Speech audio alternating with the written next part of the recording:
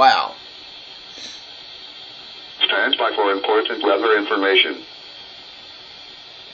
The National Weather Service in Jackson, Kentucky has issued a severe thunderstorm warning for southeastern Estill County, central Jackson County and southeast Kentucky, western Lee County and southeast Kentucky, northwestern Owsley County and southeast Kentucky, until 2:45 p.m. At 2 p.m., a severe thunderstorm was located near Foxtown and moving northeast at 30 miles per hour.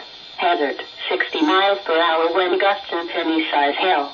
Source radar indicated. Impact. Expect damage to roofs, siding, and trees.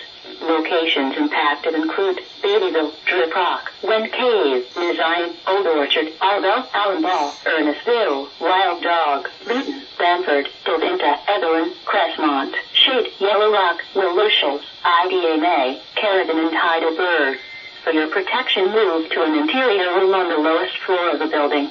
Repeating, a severe thunderstorm warning has been issued until 2:45 p.m. for the following counties in Kentucky: Estill, Jackson, Lee, and Owsley.